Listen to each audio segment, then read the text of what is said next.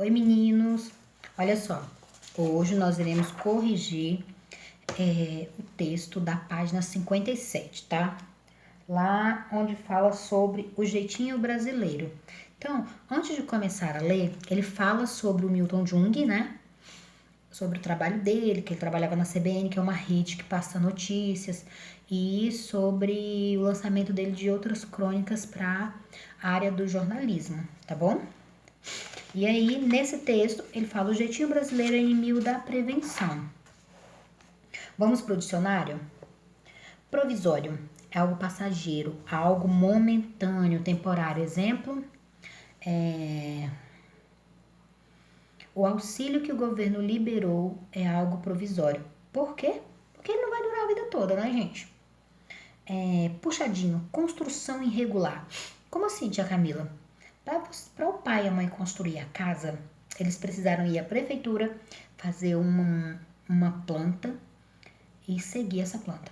Só que aí no meio do caminho pode acontecer deles não terem dinheiro para ir lá comprar, fazer uma nova planta. Aí eles mesmos decidem fazer um puxadinho, seja um cômodo, um banheirinho a mais, um quartinho a mais, entendeu? E aí, isso é o puxadinho. Rio de Janeiro tem muito puxadinho. Galhofa, gracejo, piada. A galhofa daquele grupo foi intensa. O gracejo, o sorrir. Aí a galhofa como piada. Olha só. Ele contou uma galhofa nada engraçada. Né? Ou seja, a pessoa não gostou da piada. E brigadista, funcionário de indústrias responsáveis por zelar pela prevenção de acidentes de trabalho. Aquelas pessoas que ficam nas empresas que são responsáveis por cuidar de alguém se alguém passar mal, tá bom? Vamos lá para a primeira questão. A partir do texto lido, como podemos caracterizar o jeitinho brasileiro? Astúcia de conseguir algo ou de improvisar alguma coisa, tá bom? Como vimos no início do capítulo, a crônica é um texto cujo tema é retirado do cotidiano, normalmente com o objetivo de divertir ou de propor uma reflexão, a partir de um enfoque crítico. Nessa crônica, qual foi o tema escolhido por Jung e qual foi o objetivo ao produzir esse texto? Pessoal, vocês viram que ele está dizendo que a crônica é um texto cotidiano e crítico, né? De uma visão literária. Então, o tema por ele escolhido é que o brasileiro ele sempre está improvisando alguma coisa, sempre está dando um jeitinho para tudo. E qual é a segunda pergunta? Qual foi seu objetivo ao produzir esse texto? Criticar esse comportamento, deixar bem claro que esse comportamento não é legal, tá bom? Questão 4. Somos o país do jeitinho e nos orgulhamos disso, pois sinalizava a nossa capacidade de improvisar, encarar as situações mais complexas e oferecer soluções práticas. Conforme esse trecho, responda a alternativa. Por que o brasileiro se orgulha do jeitinho brasileiro? Pela capacidade de improvisar em situações complicadas, tá bom? Coloque isso daí. Pesquise em dicionário o que é malandragem e em seguida relacione o seu significado ao tema da crônica. E aí, vocês foram ao dicionário? Pessoal, malandragem tem diversos significados, mas o significado que a gente relaciona ao texto é o significado de que é a ação, a atitude do ser humano de improvisar. Atitude de ter esperteza numa situação difícil, tá bom? Vamos para 5? Ah, não. Tem a letra C. Discuta com o professor o que foi pesquisado. Quais são os outros tipos de jeitinho brasileiro? Por exemplo, às vezes você chega no hospital, aí você tem um amigo e ele vai lá, faz um jeitinho e você, é consultado mais rápido e logo vai embora, tá em casa. Enquanto um monte de gente que não tem o seu amigo lá no hospital, passa o dia todinho no hospital. Jeitinho brasileiro, né? 5. A corrupção é uma ação exclusiva dos políticos? Justifique sua resposta a partir do texto. Olha só. A corrupção, ela está atrelada ao nosso dia a dia. Ela está no nosso dia a dia a partir do momento que você burla as leis. Ou seja, não é uma coisa só dos políticos. Como assim, tia Camila? Vamos dar um exemplo desse momento que a gente está vivendo. Tem uma lei aí que diz que você não deve sair sem máscara, não é? Não tem um monte de gente saindo sem máscara? Pois é. Isso também é corrupção, tá? É um ato incorreto. Por quê? Porque se tem a lei, você tem que fazer o quê? Cumprir, tá bom? 6. Jeitinho é uma expressão tipicamente brasileira. É um modo de agir usado para driblar normas e convenções sociais. Pensando nisso, marque a alternativa que não apresenta esse jeitinho brasileiro. Gente, a única que não apresenta jeitinho brasileiro aqui é ceder um lugar no ônibus, né? Porque isso aí não é jeitinho brasileiro, é educação, tá? As outras todas são jeitinho brasileiro, então marca a letra A. Ó, furar a fila do cinema é jeitinho brasileiro, comprar produto falsificado, copiar as respostas do colega na prova. Então, vocês lembram que eu fiz uma pergunta no vídeo, o que era corrupção e se ela existia fora? Gente, não precisava nem vocês pesquisarem, ficarem fazendo aqueles textos prontos, é desnecessário, aqui já tá dizendo tudo. Corrupção é o ato de você querer se dar bem, entendeu? Querer se dar bem de maneira incorreta. Isso é corrupção. Então, olha só, furar a fila do cinema ou qualquer fila é corrupção, tá bom? Aqui diz, ó, copiar a resposta do colega na prova. Corrupção? E corrupção é crime, entendeu? Quando vocês chegarem na faculdade, tem uma coisa que os professores observam quando vocês vão fazer trabalho, e é uma coisa que é crime e que pode zerar a nota do aluno e até dar expulsão para ele, o plágio, tá? Que algumas pessoas fazem no colégio.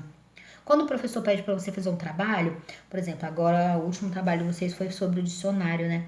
Gente, vocês vão lá e pá, copiam tudo da internet. Não pode, não pode. Isso é plágio. É um ato corrupto. O que o tia Camila, o que é pra fazer então? Você lê o que tá escrito lá e diz com suas palavras. Não é copiar o que tá lá. Entendeu? Você tem que mostrar que você é capaz de pensar, que você tem qualidade no que você faz. Se você não fizer isso, quando você estiver no ensino médio, as matérias vão ficar muito mais difíceis para vocês. Principalmente literatura, tá? Porque literatura se amarra muito a história e artes. Isso mesmo. Matemática, porque vocês terão problemas bem mais complexos para compreender.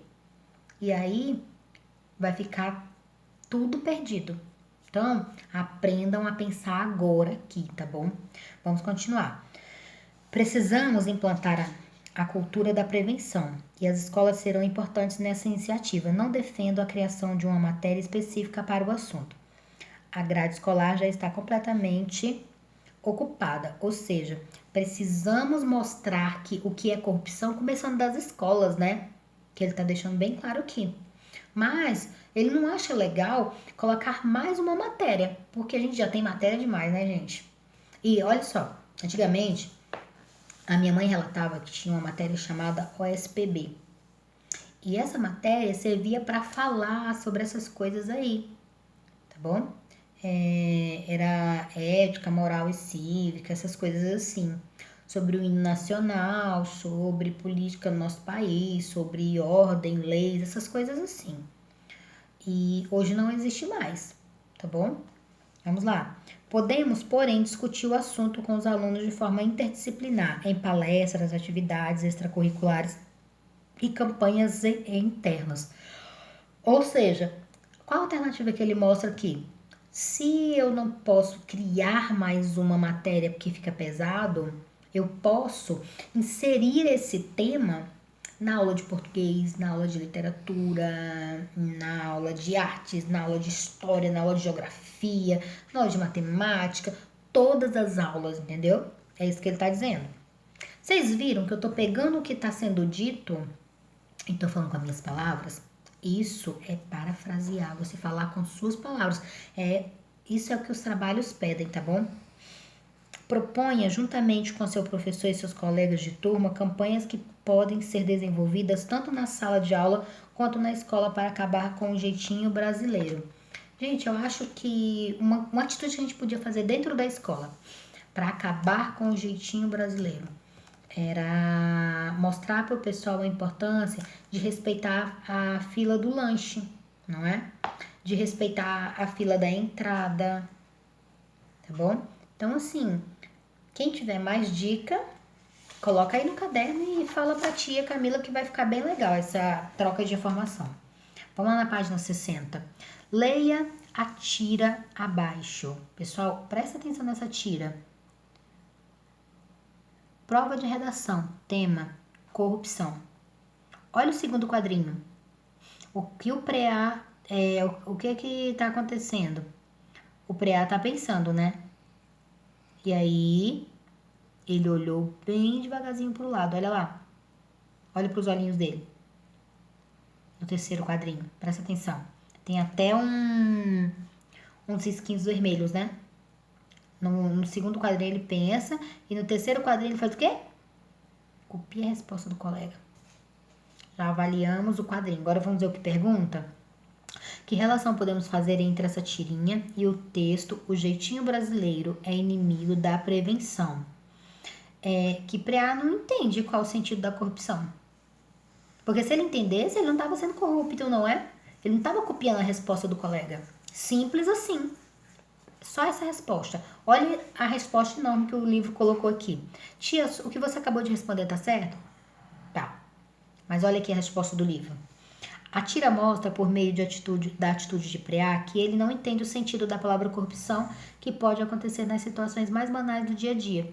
Por esse motivo, ele decide colar da prova do colega para conseguir uma nota melhor. Ou seja, ele dá um jeitinho de obter uma vantagem, não é? Você pode resumir isso aí como que a relação é que PREA não sabe o significado da palavra corrupção e acaba dando um jeitinho para ele adquirir uma vantagem. Ficou bem menor, né? A nossa resposta. Vamos para 9. No dia a dia, quando alguém burla regras ou até leis para obter alguma vantagem, isso também é corrupção? Descreva situações que exemplifiquem essa afirmação. Pessoal, isso é corrupção, sim. E aí ele pede para você descrever situações que exemplifiquem essa afirmativa. Olha só, algumas coisas que a gente pode observar de corrupção no nosso dia a dia. Uma corrupção que acaba sendo necessária, né? Você comprar um calçado que não é original, de uma marca em si, né? O trabalho dos ambulantes é um ato corrupto. Nossa, tia Camila, mas eles estão trabalhando para conseguir sustento para casa. Sim, mas qual a diferença do ambulante para aquela pessoa que tem lá a lojinha? A pessoa que tem a lojinha tá seguindo as leis, tá pagando imposto, tudo direitinho. O ambulante não. Então, todo ser é corrupto. Dando uma continuidade aí, Esté, para aquilo que você falou para a tia, que você falou assim no seu áudio, que algumas pessoas podem ser corruptas. Todo ser é corrupto. Com certeza você já cometeu algum ato corrupto. A tia Camila já cometeu. Todo mundo, uma hora da sua vida, acaba cometendo atos corruptos, tá bom? A corrupção é uma coisa passível ao ser humano, tá? Ele acaba cometendo sempre um ato corrupto. Então é isso. Página 60, aqui no Aprenda Mais. Olha que interessante esse quadrinho, pessoal. Lista aponta 10 práticas de corrupção comuns no dia a dia do brasileiro. Os números refletem o quanto atitudes ilícitas são erradas, tá? Estão enraizadas em parte da sociedade brasileira e acabam sendo encaradas como parte do cotidiano. Essa lista vai mostrar o quê? As atitudes que mostram os atos de corrupção que já se tornaram comuns, já estão na nossa sociedade há muito tempo e se tornaram comum. E por muitos não é visto como corrupção, mas é corrupção. Então vamos ver que atos são esses. Não dar nota fiscal. Quando você vai ao mercadinho, nossa, gente, eu morro de ódio quando eles fazem isso comigo. Eu morro de ódio. E eu peço mesmo, minha notinha. Entendeu? Tem lugar que eles são tão abusados, tão ridículos, que eles simplesmente dizem, ai, não tem notinha. Uma vez eu fui na loja ali no Pérola, comprar uns materiais de escola, a mulher anotou numa folha de papel pra mim. Mas eu fiz ela ter todo esse trabalhão e anotar coisa por coisa, porque é a obrigação dela, garantido em lei, que ela tem que me dar essa notinha, entendeu? Olha o segundo ato. Não declarar imposto de renda. O que é imposto de renda? É uma espécie de uma fiscalização que o governo faz, né? E que todas as pessoas precisam fazer de acordo com o salário delas. Quem tem uma quantidade X de salário tem que declarar. Quem tem menos não declara, tá bom? Tentar subornar o guarda para evitar multas. Eu conheço uma colega que ela teve uma época que ela não tinha carteira. Quando ela era parada, ela ia mostrar a carteirinha dela, ela já botava R$100 dentro, sem mentira nenhuma. Eu falei pra ela, isso é ridículo, isso é suborno. Falsificar a carteirinha de estudante. Aquelas aborrecentezinhas, aqueles aborrecentezinhos de 14, 15 anos que quer ir para lugares onde não deveriam estar. Pois é, isso é crime. Dar ou aceitar troco errado. Nossa, meus pais nunca deixaram a gente aceitar troco errado. Nem dá, né? Mas aceitar era inadmissível, porque meus pais consideravam roubo. E meus pais diziam assim, se você pega 10 centavos do outro, você perde R$1. Meus pais falavam muito isso e eu levo isso muito à risca, né? 1 centavo eu devolvo. Roubar TV a cabo. Quanta gente não faz isso? Conheço milhões. Furar a fila. Muita gente faz isso também, não é, gente? Comprar produtos falsificados. Nessa eu entro, porque eu já comprei e acho que ainda compro sim, não é? Porque o que não é falsificado acaba sendo 3 vezes o valor. E aí quem tem? Tá vendo como a corrupção ela acaba sendo comum no nosso meio? No trabalho, bater o ponto pelo colega. Às vezes o colega vai chegar um pouquinho atrasado e a outra pessoa vai lá e pega o cartãozinho dele e pá, bate o ponto. Isso acontece bastante, sabia? E falsificar a assinatura. Doeu fundo, né? Sabe aquele aluno que pega lá e canetinha e tem que assinar a atividade do pai? Pois é. Isso daí é corrupção, pessoal. Então, aqui ficou uma base para vocês. Vocês perceberam que o que eu pedi para vocês responderem no grupo, que só algumas pessoas responderam, estava no próprio livro? Simples, não era? Era só você conectar um assunto ao outro, tá bom? Pessoal, então acabamos. Aula de sexta-feira. Tia Camila vai corrigir o livro de gênero com vocês. E o restinho dessa aula, o que vocês vão fazer? Vocês vão arrumar a produção textual de vocês. Nossa produção textual vai funcionar da seguinte maneira agora. Vocês vão fazer, são 3 produções textuais no livro de gênero, ou livro de língua portuguesa e gênero no capítulo 3 e 3 no capítulo 4, não são? Vocês vão produzir, vão apresentar elas para mim, vão fazer bonitinho, vão tirar foto e vão mandar. Vai ficar mais fácil de avaliar vocês. Até o caderno chegar e vocês vão deixar no caderno, tá bom? Registradinho. Combinado? Então, foi uma forma que a tia Camila achou de melhor avaliar vocês. O 8º, que acabou me dando essa ideia. E, gente, tá sendo muito mais fácil, muito mais rápido, tá bom? Então, vamos lá. Próxima aula já sabemos o que vamos fazer. Tchauzinho para vocês e até a nossa próxima aula.